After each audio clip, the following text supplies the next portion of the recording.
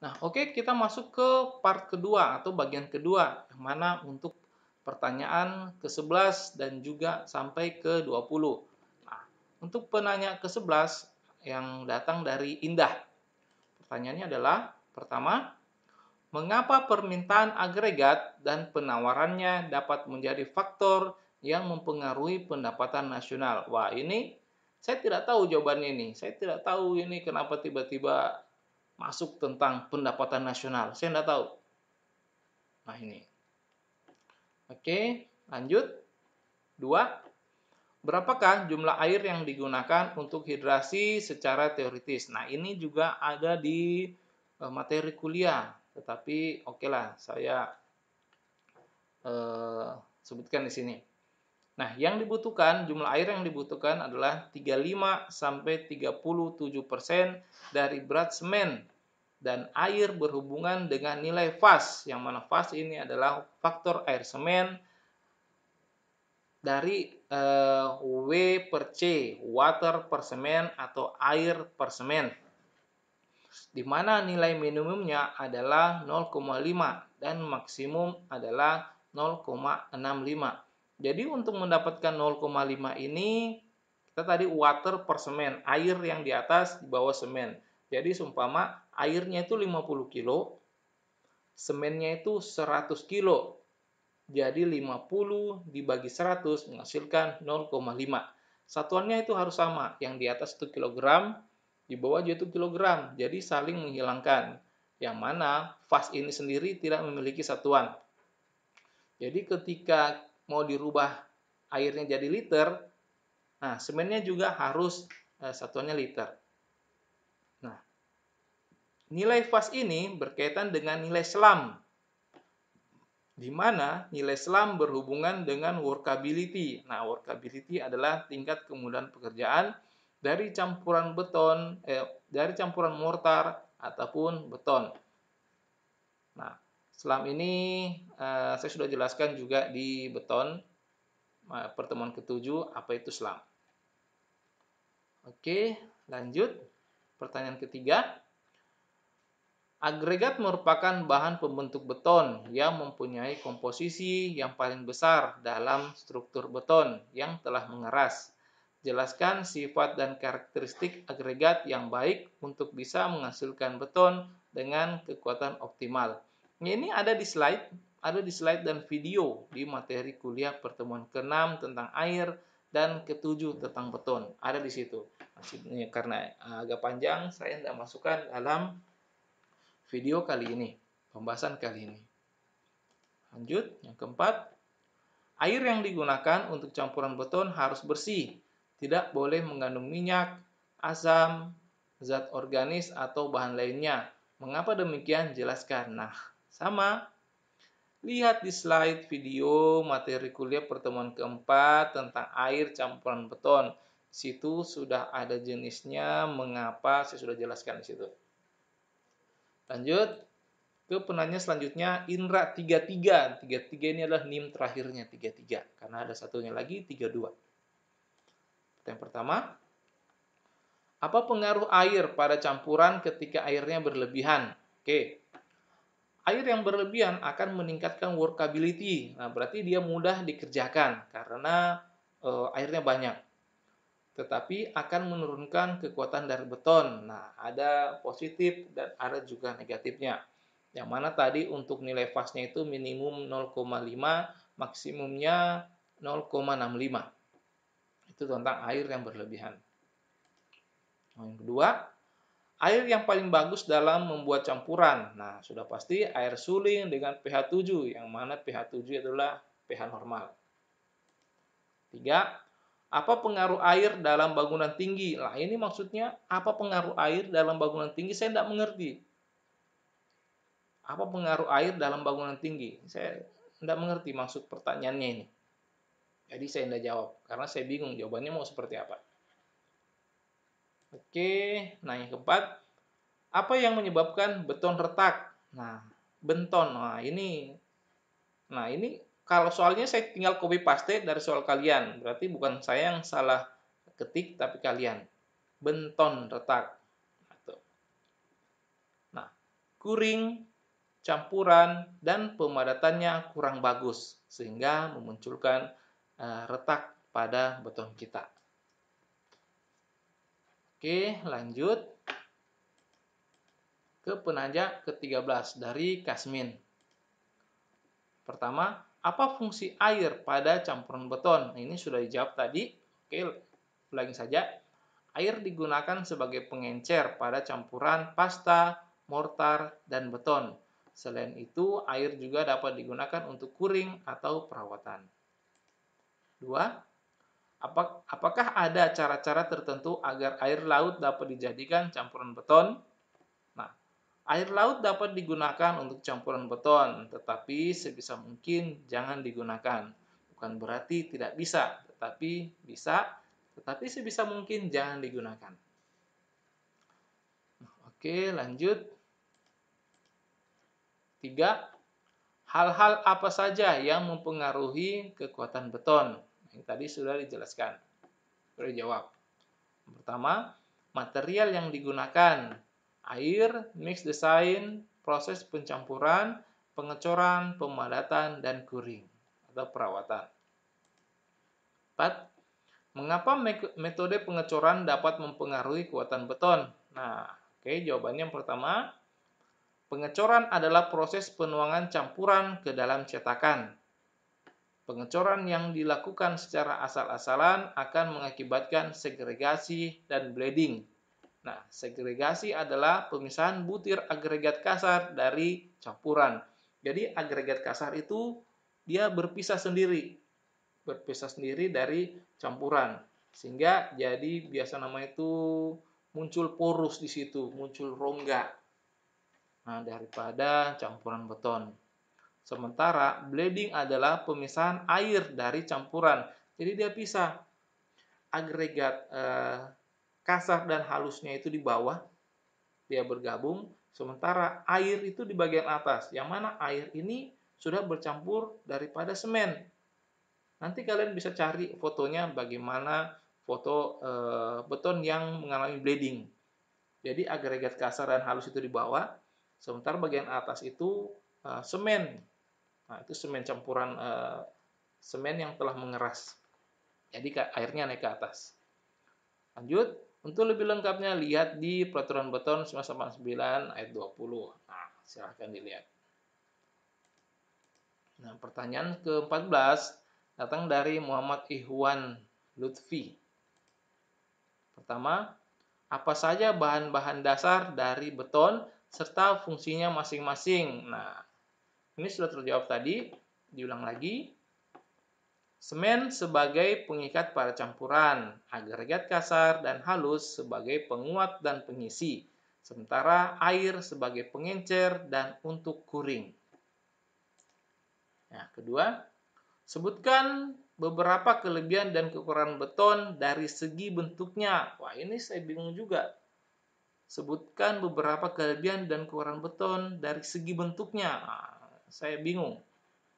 Kekurangan dan kelebihan beton dari segi bentuk. Maka saya tidak bisa memberikan jawaban. Silakan cari di sumber lain. Kan saya bingung daripada ini. Oke, lanjut. Nah, apa yang disarankan untuk proporsi campuran beton yang baik? Nah, ini sudah 4. Sepertinya sudah 4 pertanyaan seperti ini. Nah, gunakan material yang baik dan ikuti mix design yang ada. Yang keempat, dapatkah terlalu panas atau terlalu dingin untuk menempatkan beton yang sudah jadi? Ya, tadi ada juga soal seperti ini. Jadi ini saling nyontek soal. Soal kok saling nyontek. Nah, soal saja nyontek, apalagi jawabannya. Sudah pasti juga kemungkinan besarnya itu nyontek. Karena soal saja dicontek. Saya bingung daripada pertanyaan ini. Oke, yang kelima, jenis air apakah yang umumnya yang menjadi campuran pada beton? Nah, air suling dengan pH 7, yang mana pH 7 itu adalah pH normal. Nah, yang keenam, apa pengaruh varian suhu air campuran beton terhadap kuat tekan karakteristik beton. Saya tidak pernah singgung soal varian suhu air. Saya tidak pernah singgung. Jadi saya juga tidak cari materinya pengaruh dari suhu air. Nah, saya tidak tahu apakah ada penelitian tentang ini karena saya tidak cari tentang varian suhu air. Karena ya untuk apa suhu air itu dicari?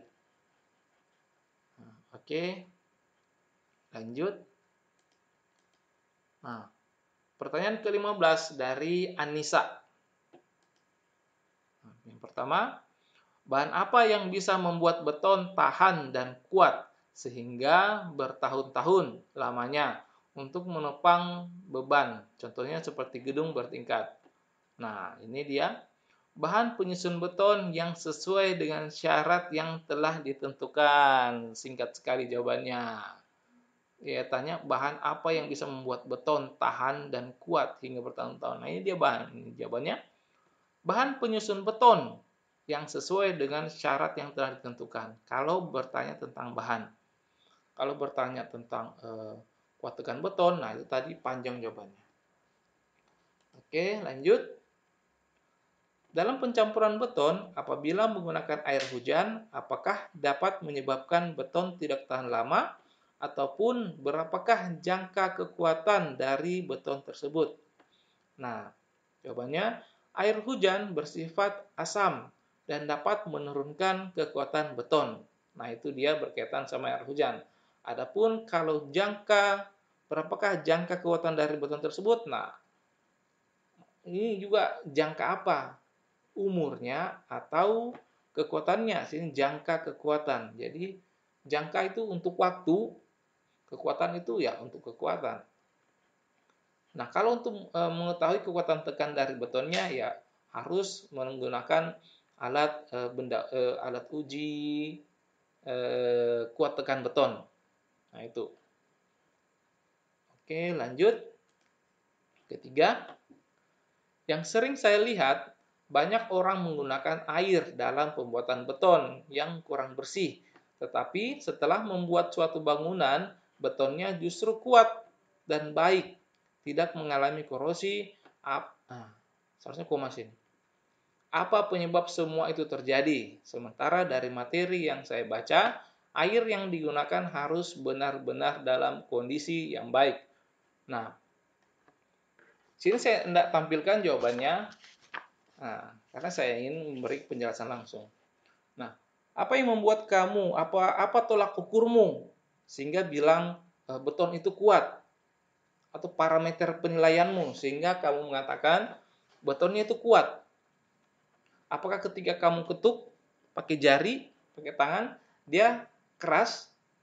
Nah, apapun airnya, apapun materialnya, ketika dia itu beton, pasti dia keras ketika kita ketuk dengan tangan kita, pasti keras. Nah, bagaimana dengan menggunakan alat kuat tekan? Pasti akan beda lagi. Maka dari itu, ketika menggunakan air yang kurang bagus, silakan dicek di lab, yang mana coba airnya mau pakai apa, terus buat sampelnya mau apa, bentuk kubus atau bentuknya silinder. Nah, untuk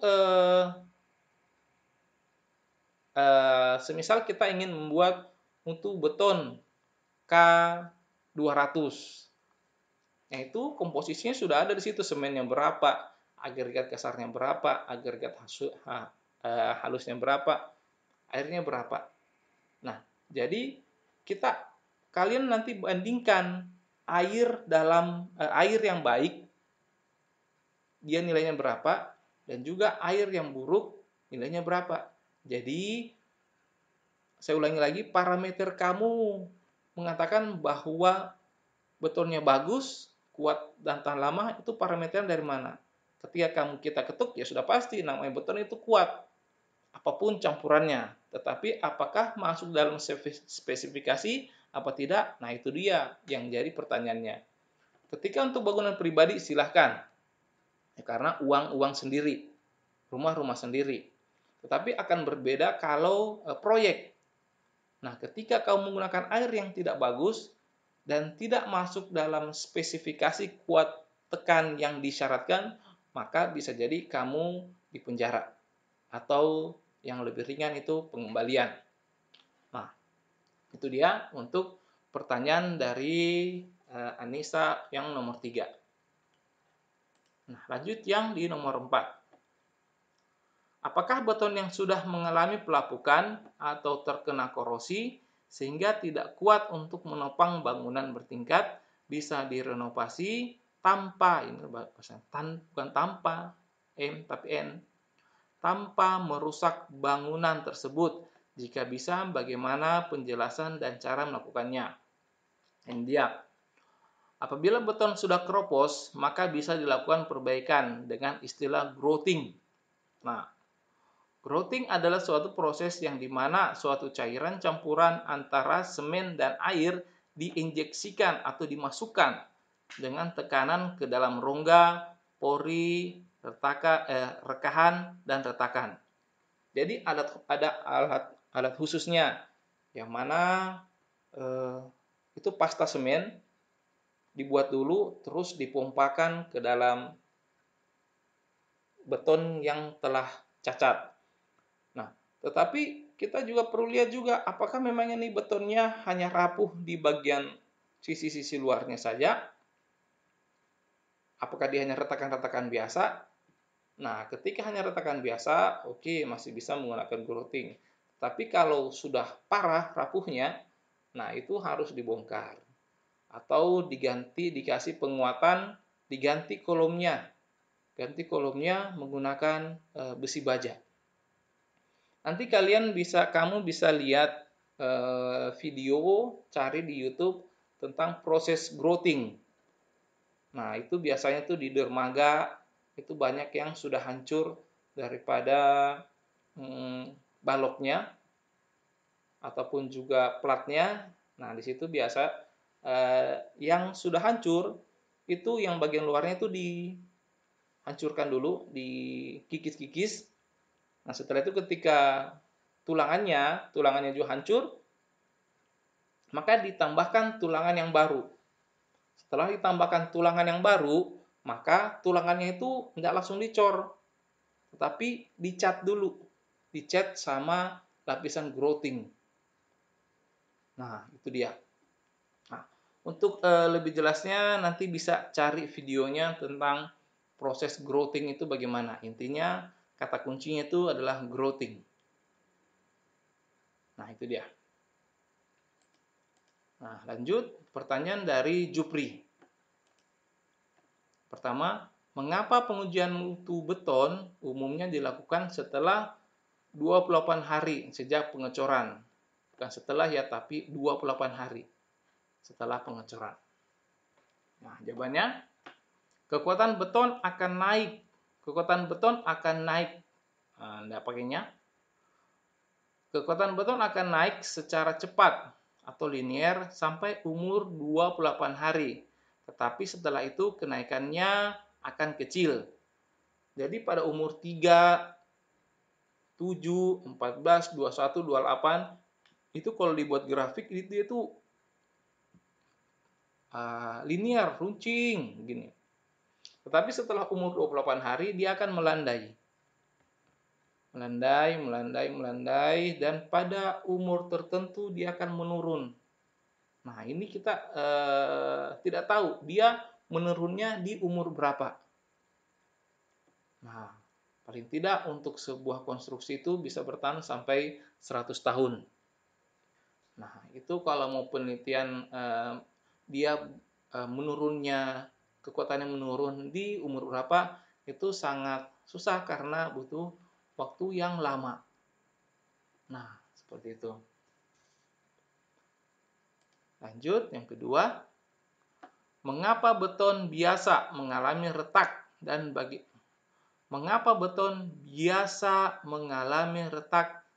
bagaimana cara mengatasinya? Ini, retakan terjadi karena kuring, pengecoran, dan pemadatan yang kurang baik. Sementara Cara untuk mengatasinya yaitu dengan cara degrowthing yang telah dijelaskan sebelumnya. Lanjut, pertanyaan 17 dari Akramullah. Pertama, dalam pembuatan air campuran beton, berapa takaran yang pas dalam pembuatan beton agar memiliki daya tahan tekan lebih kuat? Jelaskan. Ini ada tadi pertanyaan mirip-mirip seperti ini, jawabannya juga ini seperti ini. Nah, jawabannya jumlah air yang digunakan 35-37% dari berat semen. Dan air berhubungan dengan nilai fas faktor air semen, di mana nilai minimumnya adalah 0,5 dan maksimumnya 0,65. Nilai fas ini berkaitan dengan nilai SLAM, di mana nilai SLAM berhubungan dengan workability atau kemudahan pekerjaan dari campuran mortar ataupun beton. Nah, itu dia. Selanjutnya, nomor 2. Di materi kelima terdapat syarat-syarat khusus untuk penggunaan air dalam campuran beton untuk mengetahui senyawa-senyawa dan zat-zat dan sejenisnya yang terdapat pada air. Adakah alat khusus untuk mengetahui hal-hal tersebut? Jika ada, jelaskan. Tetapi jika tidak ada, jelaskan juga. Ini konstruksi kata-katanya bagaimana ini?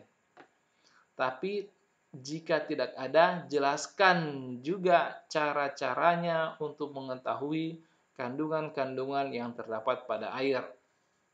Nah, ini bisa digunakan alat water electrolyzer, yang mana ini adalah alat ukur kualitas dan kandungan mineral dalam air berdasarkan warna air yang dihasilkan setelah pengujian.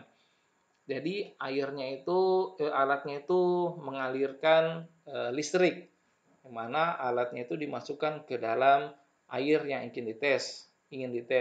Nah, ketika sudah dialiri listrik, maka akan muncul warnanya, apakah dia hijau, biru, kuning, nah seperti itu. Kalau kalian pernah lihat iklan Aqua, nah itu ada uji mineral dari produk Aqua. Selanjutnya bisa menggunakan Atomic Absorption Spectroscopy atau AAS. Nah, ini dia bisa mengetahui mineral apa yang dikandung dalam air itu. Tapi kita jangan terlalu membahas tentang alat apa yang digunakan untuk air. Karena itu urusan nanti daripada lab yang berkaitan sama air. Nah, kalau di Kolaka ini bisa di Dinas Lingkungan Hidup. Nah, di situ di Dinas Lingkungan Hidup, di situ ada alat yang bisa mengetahui kandungan daripada limbah air rumah tangga. Jadi berapa kadarnya sehingga diproses dulu lalu bisa dibuang ke dalam selokan. Jadi limbah yang dibuang itu tidak berbahaya. Jadi bisa di Dinas Lingkungan Hidup Kabupaten Kolaka. Alatnya ada di situ. Tapi alatnya bukan water electrolyzer atau atomic absorption spectroscopy, bukan ini alatnya. Oke, lanjut. Pertanyaan ke-18 dari Indra 32. Tadi Indra 33, ini Indra 32. Pertanyaannya adalah, air pada beton mempunyai fungsi sebagai pengencer agar cairan beton dapat padat dan mengisi ruang-ruang sehingga membentuk cetakan. Pertanyaan saya, langkah-langkah apa saja yang harus diperhatikan sehingga dapat menghasilkan campuran keras dan sempurna? Nah, ini juga sudah ada yang mirip-mirip pertanyaan seperti ini dan jawabannya, perhatikan material yang digunakan. Air, mix design, proses pencampuran, pengecoran, pemadatan, dan kuring. Ketika ini semua telah dilaksanakan, maka niscaya beton kita akan kuat sesuai dengan mutu syarat yang telah direncanakan dan sesuai spesifikasi. Oke, lanjut. Yang kedua, selain air tawar, apakah ada air lain yang bisa digunakan untuk campuran beton? Jelaskan. Nah, ini bisa dilihat di slide dan video di materi keempat tentang air campuran beton. Situ sudah diperlihatkan dan sudah dijelaskan macam-macam air yang bisa digunakan. Lanjut. 3. Sebutkan dan jelaskan beberapa contoh bahan-bahan dalam pembuatan beton. Nah, sudah ada 3 yang mirip dari soal ini. Yang pertama, sebutkan dan jelaskan beberapa contoh-contoh bahan. Nah, ini. Pertama adalah semen sebagai pengikat pada campuran, agregat kasar dan halus sebagai penguat dan pengisi, air sebagai pengencer dan untuk kuring. Jadi ini saja dalam pembuatan beton. Nah, sementara untuk pengertian dari beton sendiri, dia disebutkan dengan atau tanpa menggunakan bahan tambah. Nah, itu bahan tambah itu dibilang admixtur.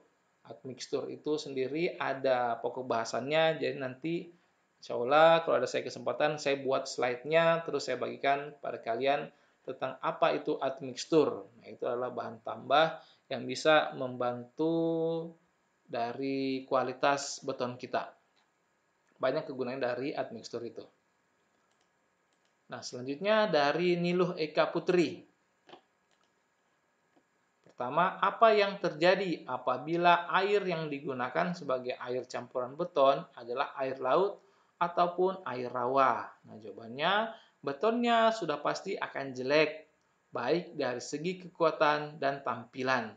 Kalau dari air rawa, kalau dia warnanya hitam, airnya warna hitam atau kecoklatan, berarti beton kita juga warnanya seperti itu. Meskipun beton kita akan dilapisi sama plesteran dan juga akan dicat. Jadi akan mempengaruhi daripada segi kekuatan dan tampilan ketika menggunakan air laut ataupun air rawa ataupun air yang tidak sesuai dengan syarat yang telah ditentukan. Yang kedua, jenis agregat yang baik untuk campuran beton. Nah, lihat slide dan video di materi kuliah pertemuan ke-6 tentang agregat. Situ sudah dijelaskan jenis-jenis agregat apa, baik dari sifat fisik ataupun sifat kimianya. Yang ketiga, mengapa agregat dengan keporusan tinggi tidak bisa digunakan? Nah, ini di slide ini sudah ada dan dikatakan dia tidak bisa digunakan, tapi bisa. Nah, bisa digunakan, tapi pemakaian semen akan boros karena keporusan agregat menentukan banyaknya zat cair yang dapat diserap oleh agregat. Nah, yang dimaksud agregat ini adalah agregat kasarnya. Ketika batu itu porus, dalam artian banyak rongga di dalamnya, maka semen, air semen itu akan masuk ke dalam rongga-rongga dari agregat kasar itu. Maka dari itu pemakaian daripada semen akan boros. Jadi sebisa mungkin dihindari agregat yang berporus atau berrongga.